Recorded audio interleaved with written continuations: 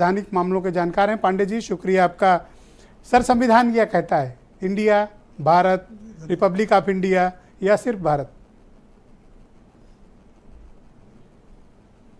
देखिए, संविधान में तो दोनों ही चीज़ है। एक बात सब लोग ध्यान नहीं दे रहे हैं कि संविधान, ओरिजिनल संविधान जो बना, मौलिक संविधान, पहला संविधान जिसे कहिए, वो अंग्रेजी में बना। और जो अंग्रेजी में संविधान लिखा है उसमें उसके जो आर्टिकल 1 में उसमें ही लिखा है इंडिया दैट इज भारत। तो मतलब इंडिया भी है और दैट इज भारत। अब ये संविधान में, और उसके बाद प्रेम्बुल में भी आप देखिएगा, प्रेम्बुल में लिखा है we the people of India, तो वहाँ भी we the people of India लिखा हुआ है।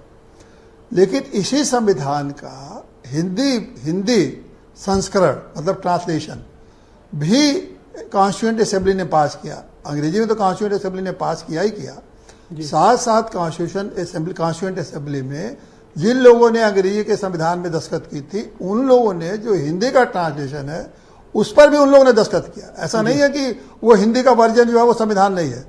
और हिंदी वर्जन में देखिए संविधान में लिखा है, जहाँ अनुच्छेद 1 में वहाँ लिखा है कि भारत अर्थात इंडिया, भारत अर्थात इंडिया। वहाँ क्या है अंग्रेजी में? India that is Bharat. और हिंदी वाले में लिखा है भारत अर्थात इंडिया। और वहाँ जो भारत का जो संविधान है, वहाँ जो कॉन्स्टिट्यूशन ऑफ इंडिया, वहाँ हिंदी लिखा है कि भारत का संविधान। और we the people of India जो प्रेम्बल में लिखा है, वहाँ लिखा है हम भारत के लोग।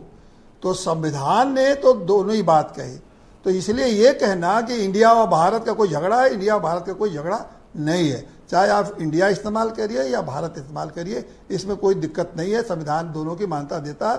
आप हिंदी में बोलिए तो भारत कहिए, अंग्रेजी में बोलिए तो इंडिया। क्या कोई संविधान संशोधन की भी राजनीतिक आवश्यकता प्रतीत होती है अगर हम ऑफिशियली नाम अडॉप्ट कर लें Bharat?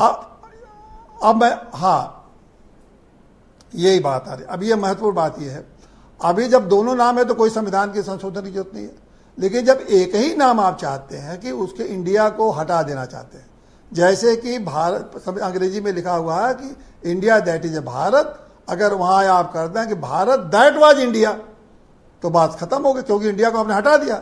Bharat that was India आप जब करेंगे तो केवल सिर्फ भारत रहेगा, फिर इंडिया नहीं इस्तेमाल हो सकता है, कहीं भी नहीं इस्तेमाल हो सकता है। उसी तरह से आप हिंदी में अगर कहते हैं भारत अर्थात इंडिया, खाली भारत, इंडिया अर्थात खत्म हो जाएगा। जब हटाएंगे तब संशोधन।